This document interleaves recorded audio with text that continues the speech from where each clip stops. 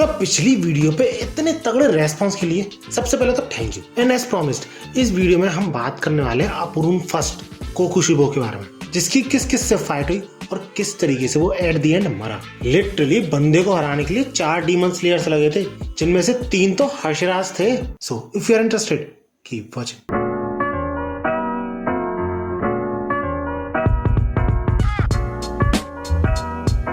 तो यार कोकुशिबो का सबसे पहले सामना करना पड़ता है टोगीटो को, और जिसको देख के टोगीटो की लिटरली हवा टाइट हो जाती है। सही में तुमने पूरी मांगा में या फिर एनीमे में ऐसा एक्सप्रेशन इसके मुंह पे देखा नहीं होगा। और वो भी क्यों ना, अगर इस बंदे के चेहरा तुम किसी 4 या 5 साल के बच्चे को दिखा दोगे ना, रात में उसे बुरे सपने आएंगे। अब अगर वापस टोगीटो की बात करें तो उसके ऐसे रिएक्ट करने का रीजन वो ये बताता है कि कोकुशिबो बाकी सारे डीमंस को तो छोड़ ही दो, बाकी सारे अपर डीमंस से भी काफी ज्यादा अलग है, क्योंकि उसे अपुरुन फर्स्ट से मैजेस्टिक वाइब्स आ रही होती हैं। यानी उसके और कोकुशिबो की स्ट्रेंथ में कितना डिफरेंस है वो साफ क्लियर हो रहा होता है उसे, जिस वजह से उसकी बॉडी तक रिफ्यूज कर रही होती है लड़ने को। जैसे कि एक शिकार की इंस्टिंक्ट होती है ना, शिकारी को देखते ही भागने की, कुछ वैसा ही। लेकिन कोकुशिबो टोगीटो को देख के थोड़ा सरप्राइज होता है, और टोगीटो से उसका नाम पूछने के बाद वो उसे ये एक्सप्लेन करता है कि अपुरुन फर्स्ट टोगीटो का पूर्वज है, क्योंकि वो उसी फैमिली से बिलोंग करता है जिस फैमिली को कोकुशिबो ने छोड़ा था डीमन स्लेयर बनने के लिए। और इस बात से टोगीटो की दुनिया हिल जाती है, और उसे ये भी लगता है कि यही बंदा फर्स्ट बीट का यूजर है। लेकिन जैसे तैसे इन सारी चीजों को टोगीटो इग्नोर करता है और अपने आप को शांत करता है, और इस बात से इम्प्रेस होके कोकुशिबो उसे प्रेज भी करता है। लेकिन यार शांत होने से काम थोड़ी चलेगा सिर्फ, क्योंकि टोगीटो जब उस पर वार करता है तो कोकुशिबो बड़ी सिंपली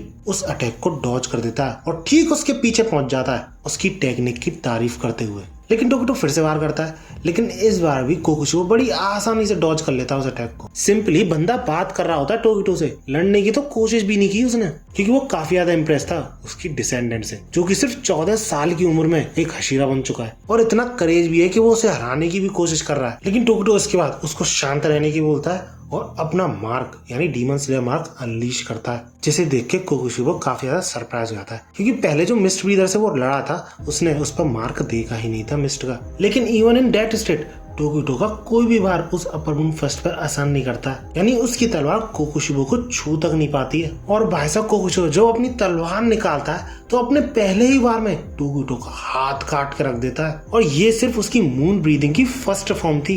लेकिन जैसे तैसे टोगीटो अपने हाथ को टाइटली बांधता है जिससे कि खून की कमी ना हो उसकी बॉडी में, और फिर से वार करने की कोशिश करता है अपुरुन फर्स्ट पे। अब यार तुम कुछ भी कहो, गट्स काफी ज्यादा है टोगीटो में उसकी एज के हिसाब से, और यही एग्जैक्टली सेम चीज कोकुशिबो भी सोच रहा होता है। लेकिन यार कोकुशिबो उसकी तलवार उसी के हाथ से निकाल के उसी तलवार की हेल्प से उसे एक पोल पर हैंग कर देता है। क्लियरली डिफरेंस देख सकते हो तुम स्ट्रेंथ में। और ऐसा नहीं था वो टोगीटो को मारने वाला था, वो टोगीटो को डीमन में कन्वर्ट करने की सोचता है। इसके बाद कोकुशिबो ये भी बोलता है टोगीटो से, अगर तुम्हें अपने आर्म का दुख है तो तुम डीमन बन के उसे भी ग्रो कर सकते हो, और जहां तक है मुजान भी तुम्हें एज अ डीमन एक्सेप्ट कर ही लेगा, क्योंकि इस पॉइंट ऑफ टाइम पे कोई भी अपुरुन नहीं बचा है, सिर्फ कोकुशिबो ही बचा है। और इसी सब के बीच हम देखते हैं गेन्या को, जो कि कोकुशिबो के पीछे एक वॉल टाइप चीज थी उसके पीछे छुपा हुआ था, जो कि अपने गन के थ्रू, जिसे कि हमने रिसेंटली सीजन 3 के एपिसोड में भी देखा था, उस वेपन के थ्रू कोकुशिबो पे अटैक करने की कोशिश करता है। लेकिन यार ट्रिगर दबाने से पहले ही गेन्या के पता नहीं कोई हाथ पे वार कर देता है, एंड ऑब्वियसली इसके पीछे कौन हो सकता था, कोकुशिबो ही होता है। और तभी गेन्या ये महसूस करता है कि उसका हाथ अलग हो चुका है, जो देख के टोगीटो उस पोल से निकलने की कोशिश तो करता है,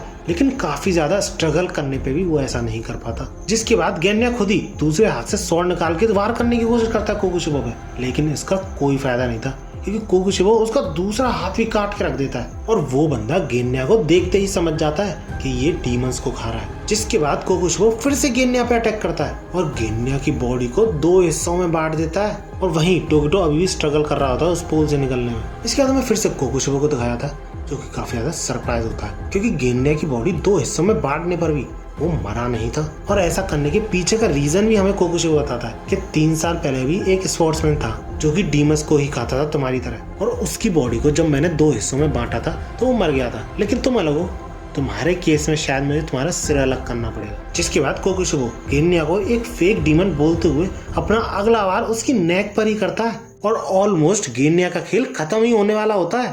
लेकिन एंड मोमेंट पे एंड मूवमेंट पे गेन्या का बड़ा भाई सानमी वहां पे आके उसको बचा लेता है और भाई साहब बड़ी ही बैड एंट्री होती है बंदे की। आई एम श्योर एनीमे में देखने में मजा ही आ जाएगा। और इसके बाद हमें काफी ही बड़ी चीज रिवील होती है। अगर तुमने डीमन स्लेयर सीरीज की पिछली वीडियोस देखी है तो तुमने इस वीडियो में तो ये देखा ही होगा कि सानमी अपने भाई से यानी गेन्या से कितनी नफरत करता है। वो ये सब इसलिए कर रहा था कि वो डीमन स्लेयर ज्वाइन ना करे और डीमंस से दूर रहे और एक नॉर्मल लाइफ जिए अपने बीवी बच्चों के साथ। और ऐसा ही कुछ गेन्या से तांजीरो ने भी कहा था कि वो भले ही उससे लड़ा भी था और हमने ये भी देखा था कि सानमी कितनी नफरत करता है गेन्या से, लेकिन उसने जरा सी भी हेटेड स्मेल नहीं की थी सानमी से उसके लिए, क्योंकि वो हमेशा से प्यार करता था अपने छोटे भाई गेन्या से। और ये सारी चीज सुन के गेन्या की आंखों से आंसू आ जाते हैं। इसके बाद सानमी बड़े ही फ्रस्ट्रेटेड मूड में कोकुशिबो पे अटैक कर देता है क्योंकि उसने उसके छोटे भाई की ऐसी हालत कर दी। अगर तुम बड़े भाई हो तो तुम समझ ही सकते होगे, अगर तुम्हारे छोटे भाई को कोई मारेगा तो तुम्हारा रिएक्शन भी ऐसा ही कुछ होगा ना। और जब कोकुशिबो सानमी पे अपना पहला अटैक करता है तो सानमी उससे आसानी से बच लेता है। तुम इसी बात से टोगीटो और सानमी की स्ट्रेंथ में डिफरेंस फील कर सकते हो। इसके बाद जब सानमी अटैक करता है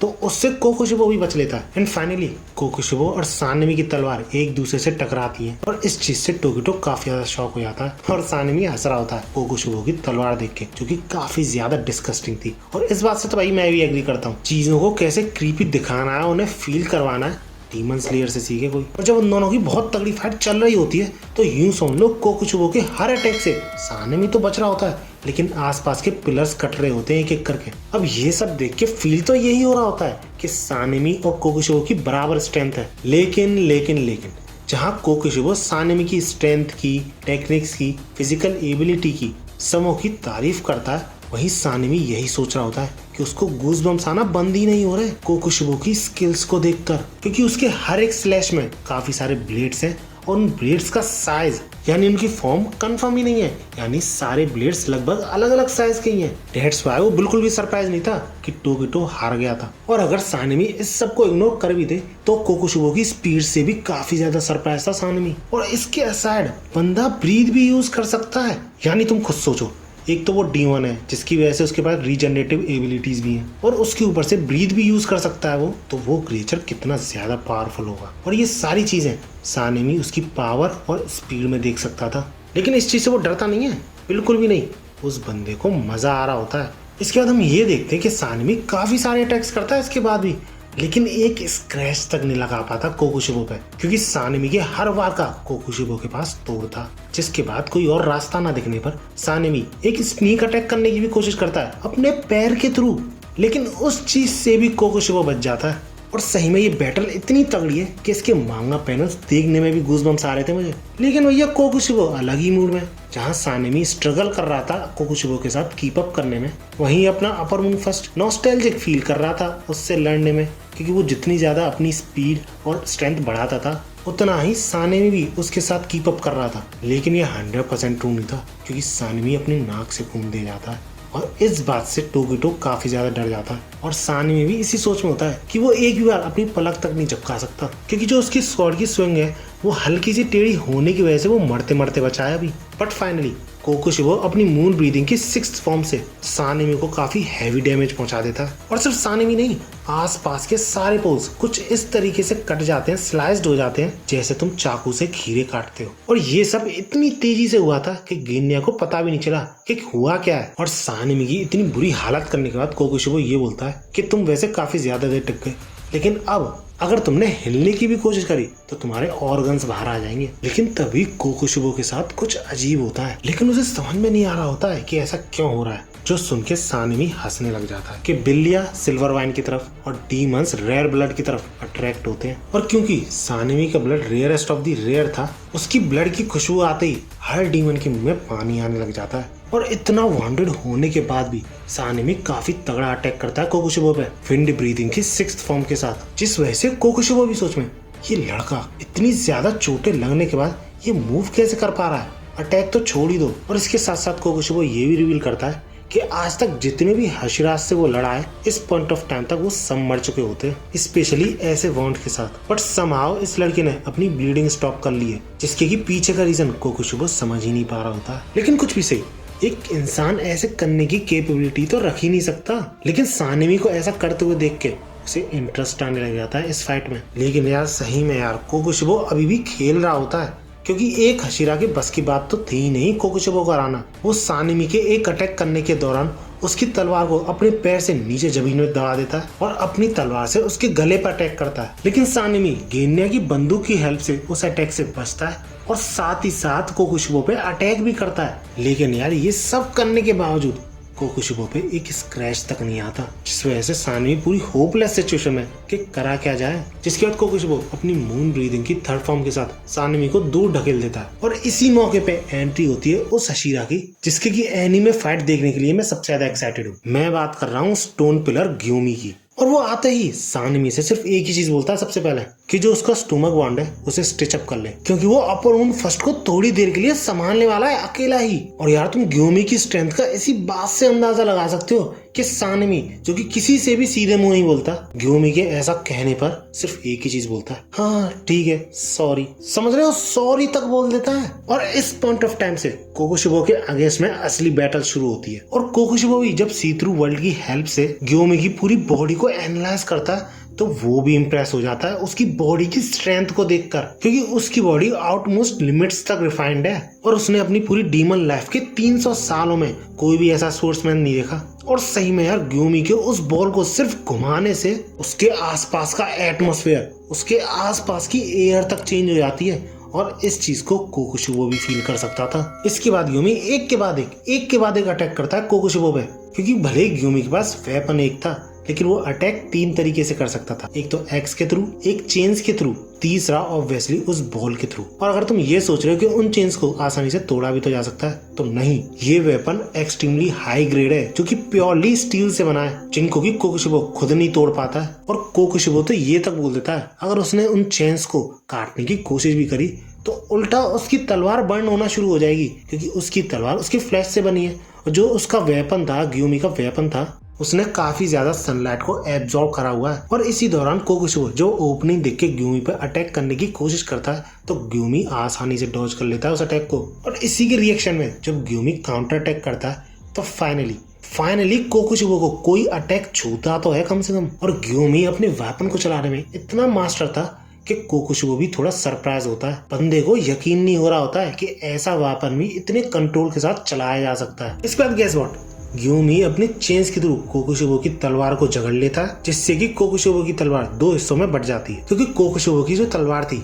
वो भी उसके फ्लैश से ही बनी थी, जो कि तुम इस पैनल में देख भी सकते हो। जिसके बाद दोनों ही अपनी ब्रीदिंग के थ्रू एक दूसरे पे अटैक करते हैं। जिसके बाद हमें ये दिखाया जाता है कि सरप्राइजिंगली कोकुशिबा की जो तलवार थी वो रीजनरेट हो गई थी, यानी वो खुद के पार्ट्स तो रीजनरेट कर ही सकता है, साथ ही साथ अपनी तलवार को भी कर सकता है। और शायद यही रीजन था कि ग्यूमी डैमेज भी ले लेता है अपने फेस पर। जिसके बाद ग्यूमी काफी ज्यादा सीरियस होते हुए ये बोलता है कि वैसे तो मैं ये चीज मुजान के लिए सेव करना चाहता था, उसके साथ फाइट के दौरान उस पर यूज करना चाहता था, लेकिन अगर मैं यहाँ पे आ रहा तो वैसे ही सारा का सारा खेल खत्म हो जाएगा। तो बंदे के पास कोई और चॉइस नहीं थी फाइनली अपना डीमन स्लेयर मार्क यूज करने के अलावा। इसके बाद हमें टोकीटो दिखाया जाता है जो कि फाइनली उस पोल से निकल पाता है, लेकिन बंदे की हालत काफी ज्यादा खराब होती है, क्योंकि यार उसकी इंजरीज ही कुछ ऐसी थी। और ऐसी इंजरीज को देखते हुए वो रियलाइज कर चुका था कि वो कुछ ही घंटों में ब्लड लॉस से मर जाएगा। डेट्स वो ये चाहता था कि वो कम से कम अपर मून को हराने में तो मदद करे समो की। जिसके बाद जब गैन ने उससे हेल्प मांगता है तो टोकीटो कम्प्लीटली शॉक्ड कि भैया तुम अभी तक जिंदा हो। लेकिन पता नहीं क्यों गेन्या का आधा हिस्सा गायब हो चुका था, जिस वजह से वो अपर मून फर्स्ट के हेयर मांगता है जो कि बीच लड़ाई में टूट गए थे, क्योंकि वो भी अपने भाई की मदद करना चाहता था सेम टोकीटो की तरह। जिसके बाद हमें वापस ग्यूमी और कोकुशिबा दिखाए जाते हैं, जिसमें से कोकुशिबा काफी ज्यादा अफसोस कर रहा होता है ग्यूमी के लिए because of his birth mark, यानी डीमन स्लेयर मार्क। जिस पे ग्यूमी थोड़ा सरप्राइज कि अफसोस। इसके रिप्लाई में कोकुशिबा एक्सप्लेन करते हुए ये बोलता है कि ये साफ पता चलता है कि तुम अराउंड 27 एज की हो। जिस पे ग्यूमी भी लाइक तो क्या हो गया, जिसके रिप्लाई में कोकुशिबा ये बोलता है कि बिना कोई एक्सेप्शन के जिनके भी बर्थ मार्क्स अपीयर होते हैं वो 25 साल की उम्र तक मर ही जाते हैं, और तुमने तो अपनी 25 साल की उम्र काफी पहले पास कर ली है, जिसका मतलब तुम इस रात भी मर सकते हो। और इसी के कंटिन्यूएशन में कोकुशिबा यही बोलता है कि तुमने इतना ज्यादा मास्टर करा अपनी बॉडी को, अपनी टेक्निक्स को, और तुम्हें सोच के दुख नहीं होता कि एक दिन ये सब तुम्हारे साथ ही चला जाएगा। इसके रिप्लाई में ग्यूमी साफ इनकार कर देता बिना कोई झिझक के, क्योंकि वो जो 25 साल वाली बात है वो बहुत पुरानी बात है, 100% ट्रू नहीं है। और ऊपर से अगर ये सच भी होता तो मैं बिना डीमन स्लेयर मार्क के ज्यादा आगे तक ज्यादा बड़े डीमंस को मार ही नहीं पाता, तो आने वाला कल देखने की कोई श्योरिटी भी नहीं थी। और ऐसे में अपनी लाइफ सोर्स बचा के मैं करूंगा क्या। और ऐसी फिजूल की बातें सुन के ग्यूमी को काफी ज्यादा गुस्सा आता है, क्योंकि ह्यूमन की तरह पैदा होना, ह्यूमन की तरह जीना और ह्यूमन की तरह ही मरना, ये एक प्राइड वाली बात है। और ऐसी बातें कह के तुम अपने आप को फ्लॉलेस प्रूफ करने की कोशिश कर रहे हो। और इसके बाद जो ग्यूमी बोलता है ना, सही में कोकोशिबो की दुबती नस पे हाथ रख देता है। वो ये बोलता है कोकोशिबो से कि मुझे अभी रियलाइज हुआ है कि तुमने एक बहुत बड़ा झूठ बोला है। जिस पे कोकोशिबो सरप्राइज, क्या मतलब, कौन सा झूठ। जिसकी रिप्लाई में ग्यूमी ये बोलता है कि देयर वॉज एन एक्सेप्शन, यानी एक ऐसा इंसान भी था जिसने की 25 लिमिट को सरपास कर लिया था। और ये चीज सुन के कोकोशिबो शॉक तो होता ही है, लेकिन साथ ही साथ चुप भी हो जाता है। जिसके बाद ग्यूमी हंसते हुए ये बोलता है, लगता है मैंने कहीं पर हिट कर दिया तुम्हें। और इतना ही बोलने के तुरंत बाद कोकोशिबो अचानक से ग्यूमी पर अटैक कर देता है, जिससे ग्यूमी अच्छी तरीके से डिफेंड करता है खुद को। इसके बाद हमें सानिमी दिखाया था, जो कि काफी ज्यादा बुरी हालत में होता है। ऐसा सिर्फ एक पेज में लगता है, लेकिन दूसरे ही पेज में हम उसके चेहरे पर डीमन स्लेयर मार्क देखते हैं। और जब वो कोकोशिबो और ग्यूमी के बीच जो लड़ाई हो रही थी, उसके बीच में अपना अटैक करता है कोकोशिबो पे, तो सानमी को देख के कोकोशिबो काफी ज्यादा सरप्राइज होता है, क्योंकि उस पर भी बर्थ मार्क प्रेजेंट था। और वो यही सोच रहा होता है कि क्या इस एज के सारे डीमन स्लेयर्स पे बर्थ मार्क प्रेजेंट है। और जब वो कोऑर्डिनेशन के साथ कोकोशिबो पे अटैक करते हैं, तो बंदा कुछ भी नहीं कर पा रहा होता है और उसे पीछे हटना ही पड़ता है। इसके बाद हम देखते हैं गेन्या को, जिसने की अभी अभी कोकोशिबो के बाल खाए होते हैं। उसके बाल में ही पता नहीं कितनी शक्ति थी, या फिर वो ज्यादा ही प्योर था। उसकी बॉडी तुरंत ही रीजनरेट करने लगती है बहुत ही तेज स्पीड से। और वो यही सोच रहा होता है कि जो तलवार का पार्ट उसका टूटा हुआ गिरा पड़ा है, उसको अगर मैं खा लूं। और इतना कहने के बाद ही उसे अजीब आवाज आने लगती है, जो कि हल्की फुल्की वो पहले भी सुन चुका है। और वो आवाज ये बोल रही होती है कि अभी मत आने देना कोकोशिबो उन प्लेयर्स को यहाँ पर। जिससे गेन्या तुरंत ही समझ जाता है कि ये मुजान की आवाज है। और वो यही सोच रहा होता है कि उसकी बॉडी के साथ आखिर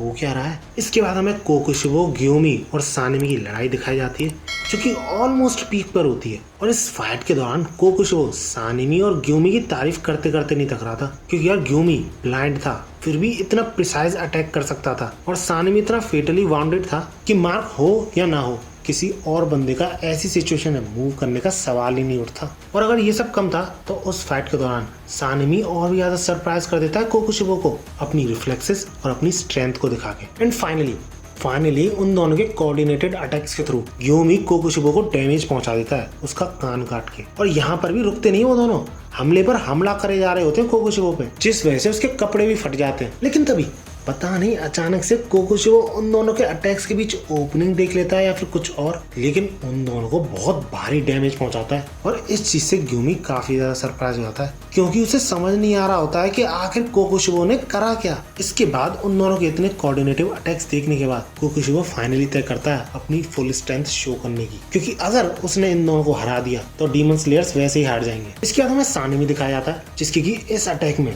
2 उंगलियां कट चुकी होती है, क्योंकि वो बेयरली मैनेज कर पाया था बचना उस अटैक से। और वो तो ये तक बोल देता है, अगर ग्यूमी ने अपने चेन्स के थ्रू उसे प्रोटेक्ट ना करा होता, तो सिर्फ उंगलियां नहीं, उसके दोनों हाथ ही नहीं होते। और ये सारी चीजें देखते हुए वो यही सोच रहा होता है कि क्या वो ऐसा अगला अटैक अवॉइड भी कर पाएगा, डॉज भी कर पाएगा। और सही में यार कोकोशिबो इसके बाद इतने तगड़े अटैक करता है कि उन अटैक से बचना तक भारी पड़ जाता है ग्यूमी और सानमी के लिए। अटैक करना तो दूर की बात है। और जैसे जैसे कोकोशिबो नंबर ऑफ अटैक्स बढ़ाता जाता है, वैसे वैसे सानमी की और भी ज्यादा बुरी हालत होती जा रही होती है। और एक पॉइंट ऑफ टाइम पे तो ऐसा ही लग रहा होता है कि सानमी तो गया, लेकिन तभी एंड मोमेंट पे टोकिटो वहां पे आके बचा लेता है उसे, ये बोलते हुए कि तुम्हारे पास 2 हाथ हैं, तो मैं तुम्हें मन नहीं दे सकता, क्योंकि तुम्हें इन्हीं हाथों से और भी ज्यादा शॉट चलानी है। और ये सारी चीजें होते हुए गेन्या देख रहा होता है चुपकर, और यही सोच में होता है कि क्या वो कुछ हेल्प कर भी सकता है, क्योंकि ऐसा भी पॉसिबल है कि पहले की तरह उसके कई सारे हिस्से कर दे कोकोशिबो। अब वो दोस्तों की मदद तो करना चाहता था, लेकिन बंदे के पैर कांप रहे होते हैं ऐसा करने में। लेकिन इसी दौरान उसे तांजीरो का ख्याल आता है,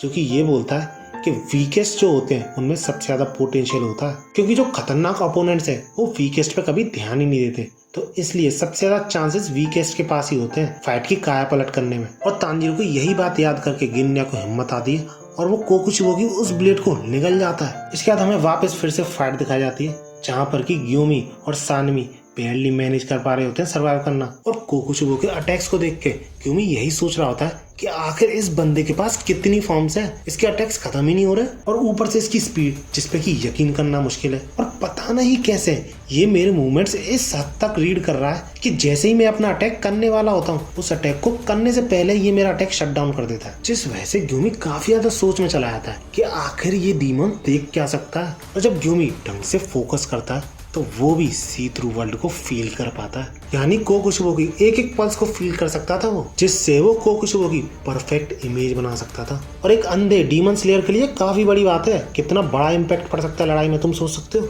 अब इसी के दौरान टोकिटो यही सोच रहा होता है कि इसकी अटैकिंग रेंज के अंदर कैसे जाऊं। बस एक सिंगल मूवमेंट के लिए भी अगर वो कोकुशिबो को रोक पाया तो उसे पूरा विश्वास है कि सानिमी और ग्योमी उसका सर धड़ से अलग कर ही देंगे। जिस वजह से टोकिटो बिना कुछ सोचे समझे कोकुशिबो की तरफ दौड़ना शुरू कर देता है तेजी से, जिस वजह से सानिमी और ग्योमी भी बढ़ना शुरू कर देते हैं उसकी तरफ। लेकिन क्योंकि वो तीनों 3 डायरेक्शन से आ रहे थे तो कोकुशिबो सिर्फ 2 को ही रोक सकता था, तो ऑब्वियसली वो सानिमी और ग्योमी को ही रोकता है। और इसी मूवमेंट का फायदा उठा के वो तीनों एक साथ अटैक करते हैं कोकुशिबो पे, जिस प्रोसेस में टोकिटो का पैर भी कट जाता है। जिस पे कोकुशिबो यही सोच रहा होता है कि क्या ये बंदा भी वही चीजें देख सकता है जो मैं भी देख रहा हूँ, यानी सी थ्रू वर्ल्ड। और क्योंकि ग्योमी का अटैक भी कोकुशिबो तक पहुंच गया था तो उससे भी वो समझ जाता है कि ग्योमी के साथ भी कुछ ऐसा ही है। और यहाँ तक तो ठीक भी था, लेकिन कोकुशिबो इस बात से शॉक हो जाता है कि उसको बेवकूफ बनाने के लिए ग्योमी ने अपने ब्लड फ्लो को भी मैनिपुलेट कर लिया था, जिससे कि कोकुशिबो को कोई और अटैक लगे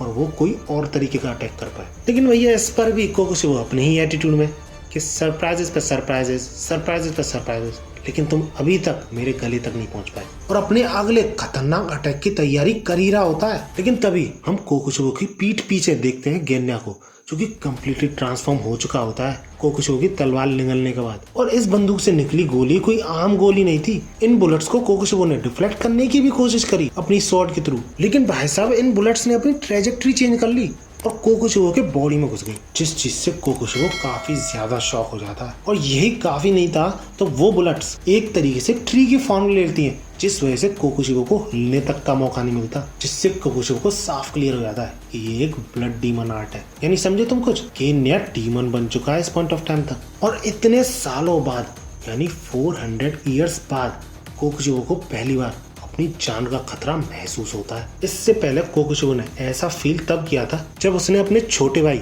योरुची को फेस किया था, और उस पॉइंट ऑफ टाइम पे योरुची की उम्र 80 साल थी लगभग। बट भाई साहब ऐसी एज में भी योरुची अपना स्टैंस लेता है, और सिर्फ ऐसी पोजीशन लेने से कोकुशिबो की फटके हाथ में आ जाती है अपर मून फर्स्ट की। और जब योरुची अपना अटैक अनलीश करता है तो उसका कोकुशिबो के पास कोई तोड़ नहीं था, और योरुची चाहता तो अपने भाई को वहीं के वहीं मार सकता था, लेकिन वो ऐसा करता नहीं है। और कोकुशिबो जब गुस्से में योरुची पे वापस अटैक करने की कोशिश करता है तो योरुची ओल्ड एज से मर चुका होता है। इसके बाद तुम्हें क्या लगता है, कोकुशिबो मर जाता है? नहीं, वो अपने पास्ट को याद करके और इस सिचुएशन को देखकर काफी ज्यादा गुस्सा होता है, और गुस्से में अपने अंदर से काफी सारे ब्लेड्स निकाल लेता है, और उन ब्लेड्स के काफी सारे स्लैशेस भी निकलते हैं, जिससे कि उसके आसपास के सारे डीमन स्लेयर्स को काफी ज्यादा डैमेज पहुंचता है। डैमेज की क्या बोलूं, गेन्या तो मरने की हालत पे होता है, सेम हाल टोकिटो का होता है, लेकिन ग्योमी और सानिमी ने जैसे तैसे हैंडल करे होते हैं वो अटैक्स। और ये सारी सिचुएशन देख के